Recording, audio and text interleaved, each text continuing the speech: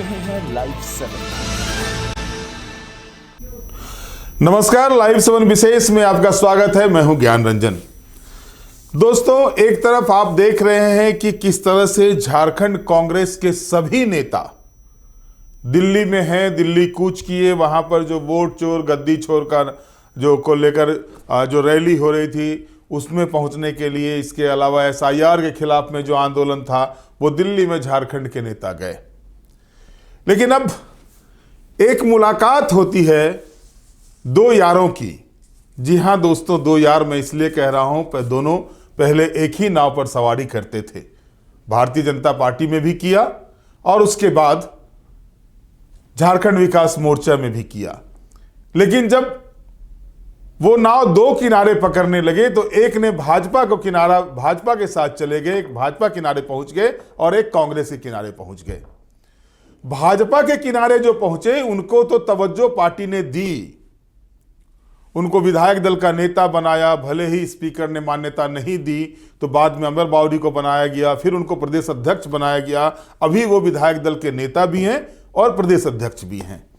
और दूसरे यार कांग्रेस पार्टी में तो गए, लेकिन इस बार उनको जब मंत्री पद नहीं मिला तो उनको बना दिया गया कांग्रेस विधायक दल का नेता।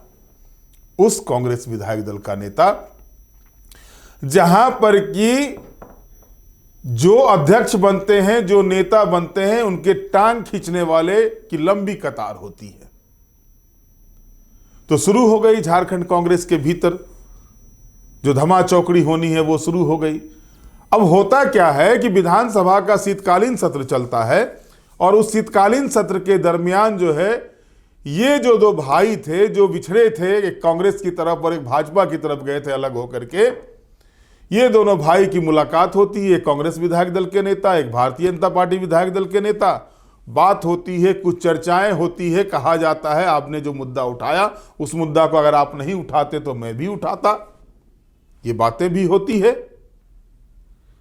लेकिन उसके बाद खबरें चलनी शुरू होती है कि भाई एक चीज कुछ दिया है बाबूलाल मरांडी को प्रदीप यादव ने।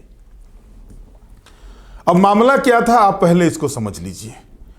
जो मैंने बताया भी था आपको कि एक समाचार पत्र में खबर छपी थी कि कांग्रेस विधायक दल की जो बैठक 4 दिसंबर को हुई थी, के राजू के आए हुए तो जो प्रभारी हैं उनके समक्ष प्रदेश अध्यक्ष भी थे केशव महतो कमलेश। उस बैठक में रामगढ़ की विधायक और डॉक्टर इरफान अंसारी जो स्वास्थ्य मंत्री हैं उनके बीच का कुछ मामला था, लेन देन का मामला, जो आरोप प्रत्यारोप चल रहे थे। उसकी सीडी थी। हालांकि मैं आज भी इसकी पुष्टि नहीं करता क्योंकि मेरे पास वो सीडी नहीं है। लेकिन विधानसभा के भीतर मामला आया, विधानसभा के भीतर मामला आया तो खबरें बनेंगी ही। लेकिन ये खबरें चल ही रही थी, उसी दरमियान एक और खबर चल गई। और वो खबर क्या चली कि भाई वो सीडी जो है, वो जो पेन ड्राइव जो है प्रदीप बाबू ने बाबूलाल जी को दे दिया है। अब प्रदीप जी ने इसका खंडन अपने फेसबुक वॉल पर लंबा चौड़ा किया और लास्ट में जो एक लाइन लिख दिया, बिरसा कांग्रेस, तो भैया चौंक तो हम भी गए थे कि भाई बिरसा कांग्रेस कहां से आ गया। कांग्रेस पार्टी है, बिरसा कांग्रेस, झारखंड अलग राज्य बना तब से नहीं सुनाई दिया था ये बिरसा कांग्रेस। ये 2022 में एक मर्तबा बिरसा कांग्रेस की बात सुनाई दी थी। वही 2022 जब कलकत्ता में कुछ कांग्रेस के विधायक पकड़ाए थे ना, वो वाला 2022 का मामला। तो उस समय बिरसा कांग्रेस की बात चली थी। और फिर जब प्रदीप जी ने जिस पोस्ट को उन्होंने डिलीट कर दिया, उस पोस्ट में जो बिरसा कांग्रेस अंतिम पंक्ति में जो लिख दिया उन्होंने, उसके बाद मैं भी सोचना शुरू किया आखिर ये बिरसा कांग्रेस है क्या। लेकिन अब बिरसा कांग्रेस के बारे में सोच ही रहे थे कि एक शब्द और आ गया कि भाजपा कांग्रेस। अब तब से हम सोच रहे हैं कि कांग्रेस पार्टी में कितने कांग्रेस हैं झारखंड के भीतर भाई। बिरसा कांग्रेस, तो फिर इधर जो है सो भाजपा कांग्रेस, और कौन कौन है उसके नेता। तो बड़ी देर तक सोचने के बाद समझ में आया कि भाई कांग्रेस के अंदर जो है सो बड़े जोर से जो है कुछ न कुछ चल रहा है, और वो विधानसभा सत्र के दौरान भी देखने को मिला। अब आप देखिए ना, प्रमुख विपक्षी दल भाजपा सरकार को घेर कौन रहे थे? कांग्रेस पार्टी को, कांग्रेस के ही विधायक दल के नेता, कांग्रेस के ही विधायक। तो ये सारे चीजें देखने के बाद जो एक 29 तारीख से जो खबरें चल रही थी, याद है ना 29 तारीख से कौन सी खबर चल रही थी? दिल्ली में जो भेंट हुई थी, दिल्ली में मुलाकात वाली जो बात चल रही थी, अब उसमें लगने लगा कि कहीं ना कहीं जो है नाव से तो आ गए प्रदीप बाबू, कांग्रेस पार्टी में एक किनारे लग गए, अब कहीं वो मझधार में तो नहीं आ गए हैं। अब देखिए उनके, अगर आप जो उन्होंने पहले लिखा था वो मैं आपको पढ़ के बताता हूं। प्रदीप यादव जी ने लिखा था कि पिछले एक दिन से कुछ न्यूज चैनलों द्वारा एक सीसीटीवी फुटेज प्रसारित किया जा रहा है जिसमें मैं और बाबूलाल मरांडी जी दिखाई दे रहे हैं।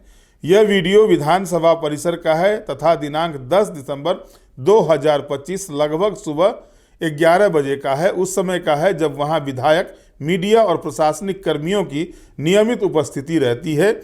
यह कोई सुनसान स्थान नहीं है बल्कि विधानसभा के उसी गेट के सामने का सीसीटीवी फुटेज है जहां से प्रतिदिन सभी विधायक आवागमन करते हैं। दुर्भाग्यपूर्ण यह है कि इसी सीसीटीवी फुटेज के आधार पर कुछ मीडिया संस्थानों द्वारा झूठा और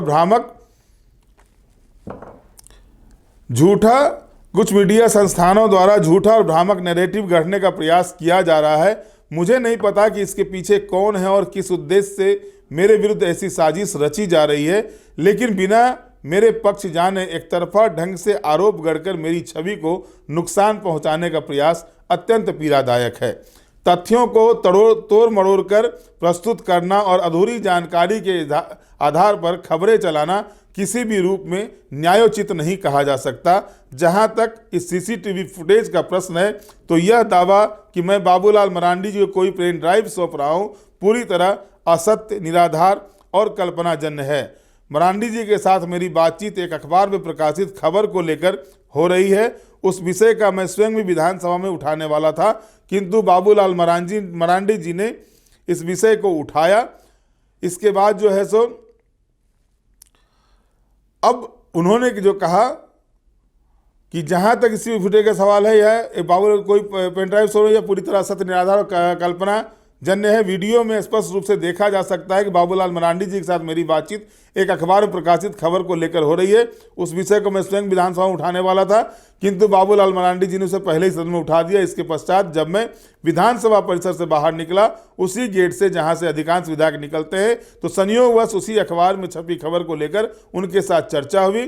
किसी भी प्रकार की कोई वस्तु सौंपने लेने की बात पूर्णतः असत्य है।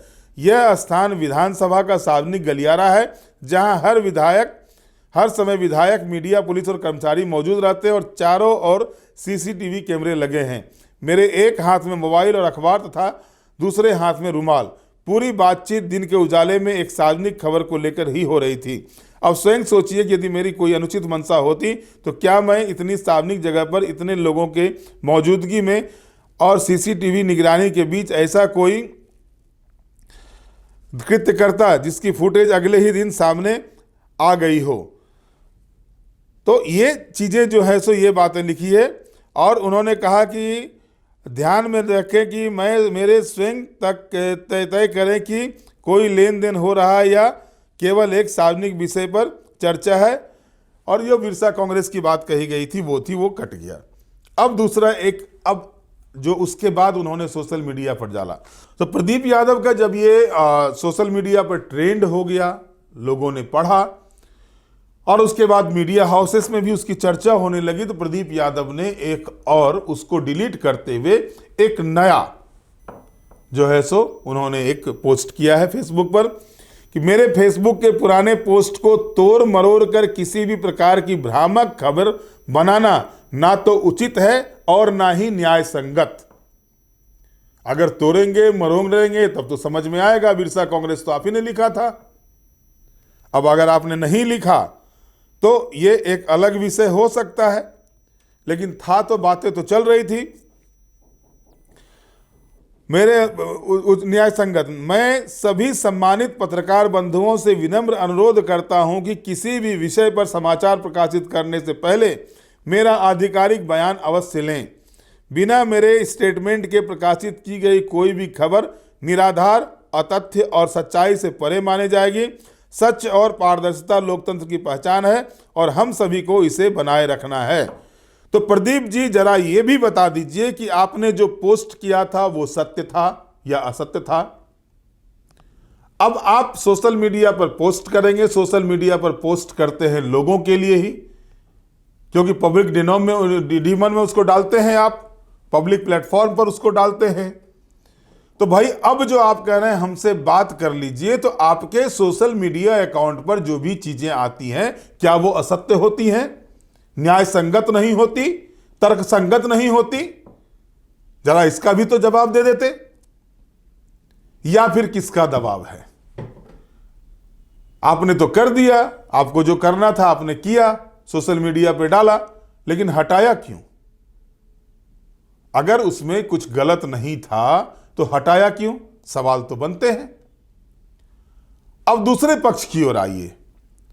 अब साहब इरफान अंसारी जी हैं, वो भी एक जो है उन्होंने भी एक चीजें लिखी है। वो जो है सो आपने गाना सुना था ना, वो करण अर्जुन फिल्म में एक गाना था, छत पे सोया था बहनोई मैं तेने समझ के आ गई, मुझको राणा जी माफ करना गलती मारो से हो गई। तब ठाकुर जी थे इससे पहले प्रदेश अध्यक्ष कांग्रेस पार्टी के, बोकारो वाले ठाकुर जी।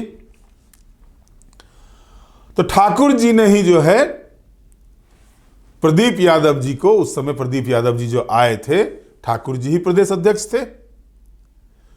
अब इरफान साहब लिखते हैं कि ठाकुर जी मुझे माफ करना, गलती तोरे से हो गई। यहां मारे से गलती ना हुई है, यहां तोरे से गलती हो गई है। मुझे अत्यंत कष्ट पहुंचा है। घर में यदि किसी को प्रवेश कराया जाता है तो उसके साथ संस्कार भी सिखाए जाते हैं, अन्यथा घर का संतुलन बिगड़ जाता है और वह धीरे धीरे तबाही की ओर बढ़ जाता है। इंडियन नेशनल कांग्रेस झारखंड, ये टैग किए हैं इरफान साहब ने। अब जो बिरसा कांग्रेस की बात हो रही थी, भाजपा कांग्रेस की बात हो रही थी, अब जरा इसमें तारतम्य कीजिए आप। जो लोग 2022 में जिसको लेकर के बिरसा कांग्रेस की चर्चा हुई थी, आपको याद होगा किनके किनके नाम थे। और अब जो भाजपा कांग्रेस हो रही है वो कांग्रेस कौन है? भाजपा में प्रदीप यादव थे, भाजपा से झारखंड विकास मोर्चा बनाए, झारखंड विकास मोर्चा से कांग्रेस पार्टी में आए। तो अब ठाकुर जी थारों से गलती तो हो गई, इरफान साहब ने बोल दिया, अब तो घर बिगड़ेगा ही। और इस बीच जो राजनीतिक असंतुलन की स्थिति दिखाई दे रही थी, जिसमें झारखंड मुक्ति मोर्चा वाले कम और कांग्रेस पार्टी वाले ज्यादा गला फाड़ फाड़ करके बोल रहे थे, हेमंत है तो हिम्मत है, हेमंत को झुका नहीं सकता है। भाजपा जो है सो कभी हेमंत सोरेन भाजपा के साथ नहीं जाएंगे। जो जो बयान देना था, जिस तरह के बयान दे रहे थे, कई बयान आ रहे थे। तो क्या वहां पर दो दृश्य दिखाई दे रहा था, भाजपा या फिर कांग्रेस साफ, यानी कांग्रेस मुक्त झारखंड की ओर कदम है। ये जो खलबलाहट मची हुई है कांग्रेस पार्टी के भीतर, ये जो औखलाहट मची हुई है कांग्रेस पार्टी के भीतर, क्या ये कोई नई दिशा की ओर तो नहीं जा रहा है? सवाल बड़े हैं। अब देखना यह है कि दिल्ली में वोट चोर गद्दी छोर एसआईआर के मुद्दे पर जो एकजुटता कांग्रेस पार्टी के द्वारा दिखाई गई है वहां पर, और केसी वेणुगोपाल जैसे कांग्रेस पार्टी के यहाँ के नेताओं के साथ मीटिंग कर रहे हैं, बैठक कर रहे हैं, बातचीत कर रहे हैं, ये फलाफल क्या निकलता है? या फिर जो, क्योंकि जाड़े के समय का खिचड़ी बहुत टेस्टी होता है, खिचड़ी पर्व भी आपको याद है जाड़े के समय में ही होता है। कारण है मटर भी ताजी, टमाटर भी ताजा, और भी फूलगोभी, फ्रेंच बीन, कई सब्जियां, हरी सब्जियां, पालक, सब डाल के जो खिचड़ी बनता है तो उसका स्वाद बहुत निराला होता है।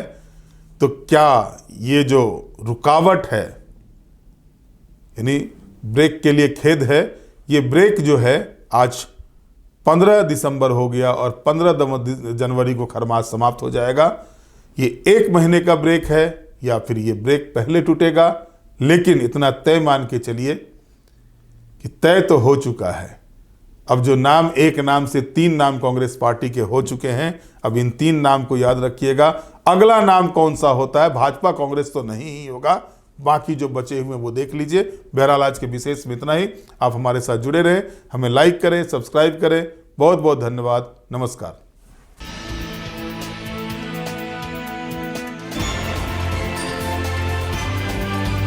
आप देख रहे हैं लाइव 7।